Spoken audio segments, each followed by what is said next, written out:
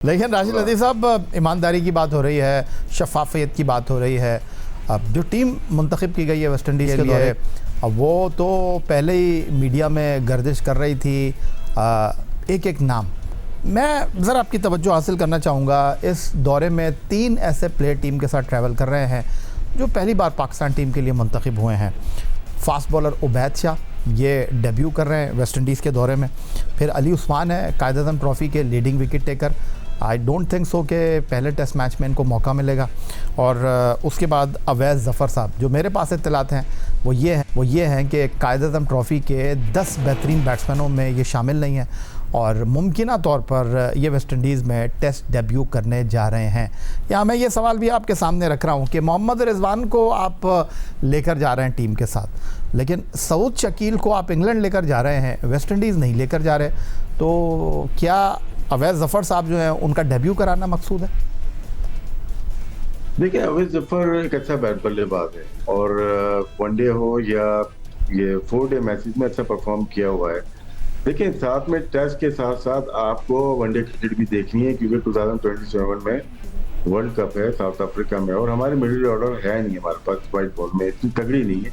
कर लेते हैं सलमान अली आगा या रिजवान, हम इनको लेके, या कामरान गुलाम एक ज़माने में आए थे, इरफान को हमने ट्राई किया और दूसरे हम प्लेयर्स को ट्राई करते रहे, लेकिन कोई सक्सेस मिली नहीं। अभी हमें 2 प्लेयर्स चाहिए थे जो मिडिल ऑर्डर में टेस्ट क्रिकेट में लेके आ जाना चाहिए था और वही कंटिन्यू करते, क्योंकि मोस्टली जो वनडे के प्लेयर हैं, चाहे रोहित शर्मा हो जाए, विराट कोहली हो जाए, या शेहज़ाद अय्यर हो जाए, केएल राहुल, ये टेस्ट के भी अच्छे प्लेयर होते हैं ना, जब भी तो वनडे खेल रहे होते हैं। सेम चीज ऑस्ट्रेलिया का भी देख लें। तो यहाँ पे जो अवैज़ ज़फ़र की बात कर रहे हैं, और भी प्लेयर थे, अम्मार थे, वो टॉप ऑर्डर में थे, उन्होंने 2000 रन साल में किए हुए हैं, दीगर और प्लेयर थे। लेकिन इनका मेरे ख्याल से वजह यही है कि इनिंग, मैंने जितना सुना है या देखा है, इनको इनिंग को अच्छा बिल्ड करते हैं और वक्त आने पे इनको अच्छा अटैक भी कर सकते हैं। तो इनका सिलेक्शन मेरे ख्याल से जरूरी नहीं है कि आपने थोड़े से रन का फर्क हो तो नहीं होना चाहिए था, सिलेक्शन इनका ठीक हुआ है। दूसरा, उबैद शाह की बात की, देखिए मैं करंट परफॉर्मेंस के ऊपर बिलीव करता हूँ कि आज क्या परफॉर्मेंस है। उबैद शाह ने 53 पिछले सीजन में आउट किए, इस दफा उन्होंने 19 आउट किए, मैचेस भी कम खेले। तो इसका रीजन नहीं दिया कि मैचेस क्यों कम खेले, या बिजी थे कहीं और या इंजरी थी। अगर मैं लेके आता हूँ यहाँ पे अपने धानी को लेके आता हूँ, शाहनवाज धानी, उनके 42-43 आउट थे। वो अपनी होता है ना कि प्लेटफॉर्म थी, इंजरी थी, उसके बाद वो वापस आया, SNGPL से खेल रहे हैं वो, और बहुत ही अच्छी बॉलिंग की है। उनको पेस भी 135 140 वो करते हैं। तो अगर हम दूसरों को देखते हैं, जो 3 हमारे फ्रंट बॉलर हैं, उनसे तेज थे और अच्छी बॉलिंग कर सकता था, शायद उसका सिलेक्शन होना चाहिए था। तो इसी तरह अगर हम देखते हैं, शहजाद गुल, उनके भी 42-13 के एवरेज से आउट थे, वो उनको क्यों नहीं सिलेक्ट किया गया? तो कभी कभार क्या होता है, आपने 2 साल का क्राइटेरिया रख लिया है, लेकिन फास्ट बॉलिंग में करंट परफॉर्मेंस बहुत इंपॉर्टेंट होती है। तो शहजाद गुल ने भी लास्ट ईयर भी 42 आउट किए थे, लेकिन उनका 20 का एवरेज था, जो कि बहुत ही अच्छा था। तो यहाँ पे थोड़ा सा होता है, कुछ और बॉलर में भी हम स्लाइटली एज बॉलर लेके जा रहे हैं जिनकी पेस कम है। वेस्ट इंडीज में थोड़ी पेस चाहिए होती है, इसलिए आमिर जमाल को इसी वजह से सेलेक्ट किया है कि वो पेसी है, पेस है, बाउंसर अच्छी तेज कर सकते हैं। तो वेस्ट इंडीज क्यों अभी डोमिनेट करने की कोशिश कर रहा है इंटरनेशनल क्रिकेट में अपनी होम पे? हल्दारी जोसेफ है, नवाज जोसेफ है, उनके पास सील्स हैं, ऐसे बॉलर हैं जो कि तेज बॉलिंग कर सकते हैं। हमारी अगर पेस देखते हैं, 125 से 131 132 तक जाएगी, जो कि पहले स्पेल में अगर हम देखते हैं, तो हमारे पेस का इशू रहेगा। और जो टीम अनाउंस की है, वो कहीं ना कहीं मैं समझता हूँ शाहनवाज धानी या शहजाद गुल को टीम में होना चाहिए था। जब बाकी अली उस्मान आउटस्टैंडिंग टैलेंट है, वो आउट कर रहा है, 200 से ज्यादा उसने 2 सीजन में आउट किया, इसी सीजन में 73 आउट कर दिया है। तो मेरे ख्याल से साजिद की परफॉर्मेंस लास्ट ईयर बहुत अच्छी नहीं रही है फर्स्ट क्लास क्रिकेट में, और मेरे ख्याल से पहले ही टेस्ट में अली उस्मान, जो करंट फॉर्म अच्छी है, उनको खिलाना चाहिए। देखते हैं 4 डे मैच जो है, पहले टेस्ट मैच से पहले उनको वहाँ मौका मिलता है नहीं मिलता। माजिद भट्टी साहब, धानी के हवाले से आपसे बात कर लेता हूँ। धानी और वाइट बॉल टीम के साथ भी रहे, वर्ल्ड कप के स्क्वाड में भी रहे, एशिया कप के स्क्वाड में भी रहे, लेकिन तस्वीर वो ज़्यादा बनवा रहे थे, वो टीम के साथ ट्रैवल ज़्यादा कर रहे थे, खेल कम रहे थे, और फिर अचानक वो मंजर से गायब हो गए। पहले पीएसएल में वो कहीं नज़र नहीं आया आपको, अब पाकिस्तान टीम में उनकी वापसी के हवाले से बात हो रही थी। जिस तरह राशिद लतीफ़ साहब ने उनके हवाले से गुफ्तगू की कि अच्छे नज़र आ रहे थे, रिदम में थे, आउट कर रहे थे, उनको खिलाना चाहिए था, आप क्या कहेंगे? देखें, बिल्कुल मैं भी इस चीज़ पे बिलीव करता हूँ कि करंट फॉर्म जो है प्लेयर की वो इम्पॉर्टेंट है। शाहनवाज धानी लाड़काना से उनका ताल्लुक़ है, जब वो आए थे तो उस वक्त तो ख़ासे पुरजोश थे, फिर अचानक परफॉर्मेंस ख़राब हुई, वो सोशल मीडिया पर क्राउड में उनका कुछ और एक्टिविटीज़ हमें नज़र आ रही थी, तो वो टीम से बाहर हो गए।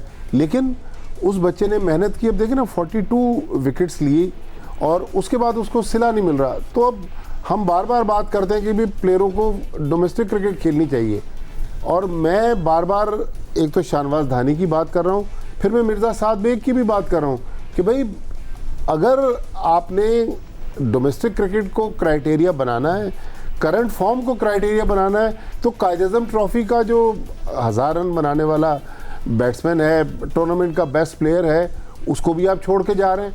तो मतलब किसी के लिए इन्होंने कोई क्राइटेरिया रखा हुआ है, किसी के लिए कोई और। वेस्ट इंडीज़ ने अभी जो श्रीलंका के ख़िलाफ़ 550 पे 500 रन बना दिए, तो ये वो वेस्ट इंडीज़ की टीम नहीं है। जब से आप देखें कि डैरेन सैमी उनके हेड कोच बने, वो बिल्कुल उनकी क्रिकेट का एक माइंडसेट ही चेंज हो गया है। तो लिहाजा पाकिस्तान टीम को दोनों टेस्ट मैचों में, इंग्लैंड तो हम बाद में जाएंगे, यहाँ भी टफ टाइम मिलने वाला है।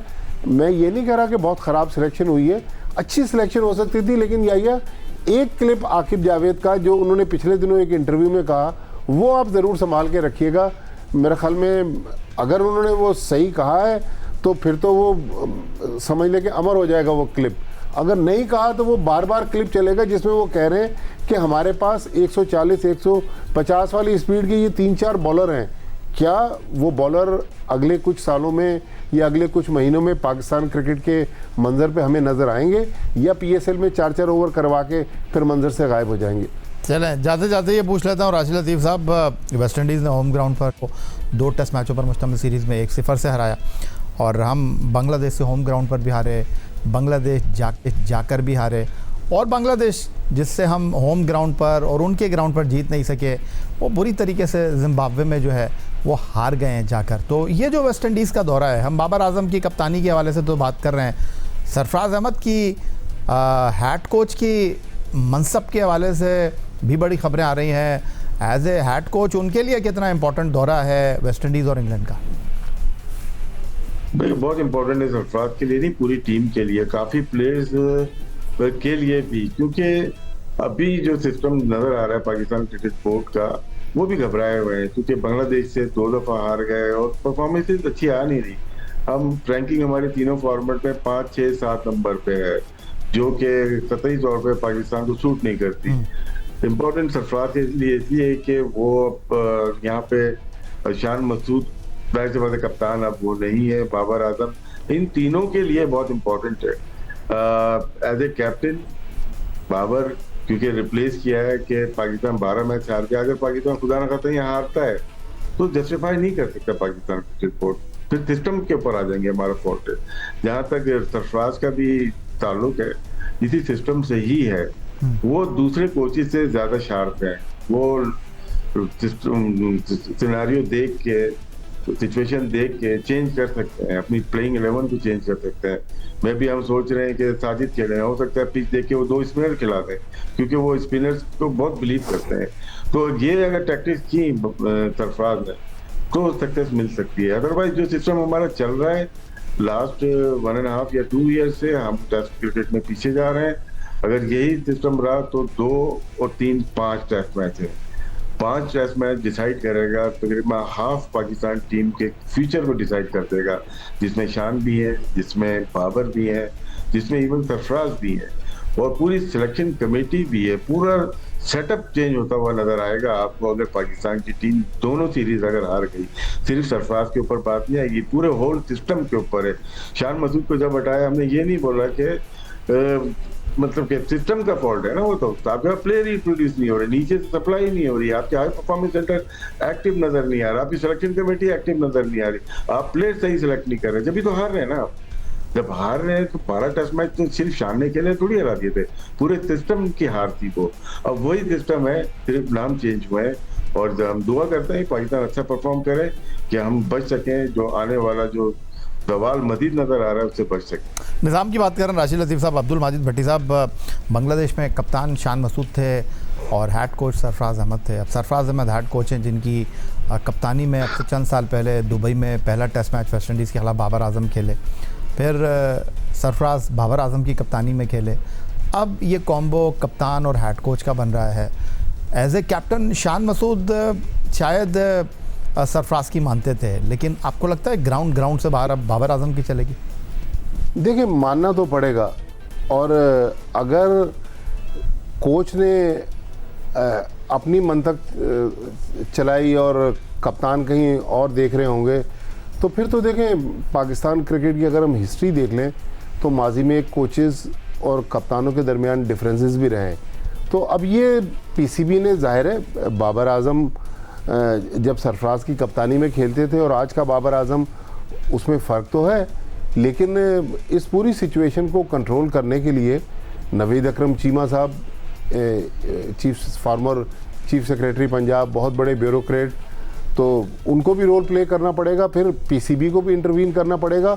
लेकिन देखिए, गाड़ी तभी चलेगी जब सब इस गाड़ी को एक ट्रैक पर चलाने की कोशिश करें। लेकिन एक दाएं देखेगा, एक बाएं देखेगा, तो फिर तो ये गाड़ी ट्रैक से उतरेगी ही उतरेगी।